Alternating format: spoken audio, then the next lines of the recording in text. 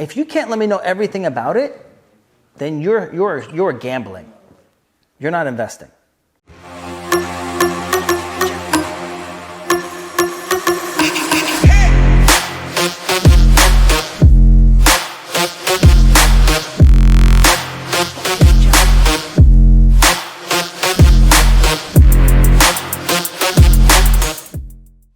Best advice is don't go for single family condo townhouse. Your first loan is the easiest loan you can get. You can do an FHA, 3.5% down deal. So you could potentially buy, say, a $400,000 property with, say, $14,000 plus closing cost of, let's just say closing cost is another maybe $10,000, $11,000. And let's just say it's high, say it's $15,000. So you're at $29,000. Now you can when you're buying the property, some people will try to negotiate hardcore and try to make it as cheap as possible, which is something you should do. But in turn, I don't actually try to negotiate the property down. I find a good property that is undervalued that can, use some, some TLC, and I then ask. Well, after I'm doing my inspection period, I then see the issues and I ask the owner for a credit. And usually I try to get a credit roughly about 6%. If you get a 6% credit, that would basically cover almost all of the money you would have to come up with out of your pocket. So now you're in a fourplex with no money out of your pocket. You're living in one side and you're renting out the other three. After 1 year, you basically have to live there at least 1 year. After that, you can choose to, move out, buy another one. You can do a refinance. If you did enough value add to the property, the value should be higher, should be worth more. So rent should have increased, property value should have gone up, and then after a year or two, you could do a refinance and remove your PMI. So now you made money, and then every year, inflation increases. The amount of debt you owe is less compared to the inflation that happened. Property value increased because of inflation. Net some catastrophe, 10 years later, you'll be up compared to today. So always look at it at a 10-year outlook. Don't look at what happens tomorrow. If you love a property and it's an awesome location, it's an awesome deal, it's usually good for 10 years. If it's not, then you should probably just flip it. What's the best location? Downtown core, secondary, and tertiary markets. I'm very bullish on those areas. So downtown core means I'm not saying Atlanta. I'm saying everywhere an hour outside of Atlanta. That's in the downtown market of those cities that are surrounding Atlanta. So I'm not saying LA.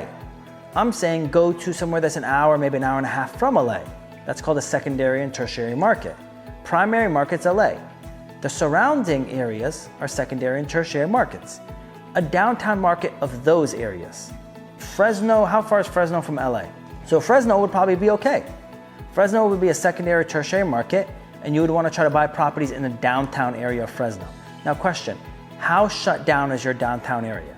So that means you should study your market. So when you're going to see me say this all the time. You should not invest your money into something you don't know.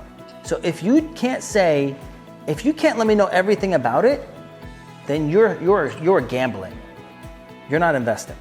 And when I'm talking about the areas I'm talking about, I know almost everything going on. I can tell you street by street which area is better than another area. So I literally would drive down all the streets and I would know which is better, which is what anything looks like. The second something changed, I was like, oh, that changed. That used to be whatever. It used to be this ugly green color and now it's this like modern gray. Why did that guy buy it? Who bought it? Did someone buy it? How much did they pay for it? Oh, are they renting it? How much are they renting it for now? So wait, they just bought that place for $200K. It looks nicer. They're renting it out for $3,000. Whoa, how much did they spend on it? Sometimes you'll see the people outside. I'll literally get out of my car and talk to them. Hey, yo, I saw you bought this. That's really cool. This is awesome. How was it? How did the project go? And they'll tell you.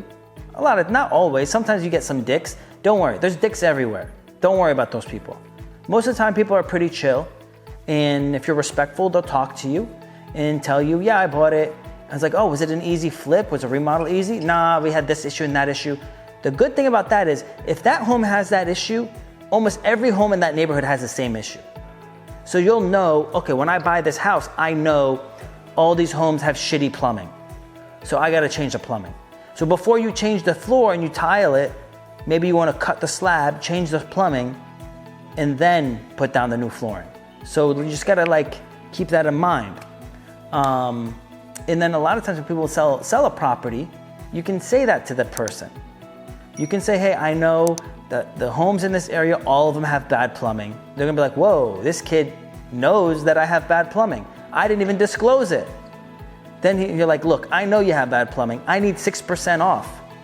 That's gonna be a lot of money to change up that plumbing. And he's like, shit, this kid knows. I didn't even disclose that. Because you can't tell that there's bad plumbing underneath the building. So they're gonna feel more comfortable, like, all right, this guy knows the problems that are with this building. He's still willing to buy it. He's not gonna give me a headache later about it. I'm gonna sell it to him. So the more you know your market, the more you're able to kind of like impress the people you're talking to, that you know what you're talking about. They won't care how old you are. I have money, I know what I'm talking about. Oh, okay, you know what? I feel good, let me help this kid out. I wanna sell it to him.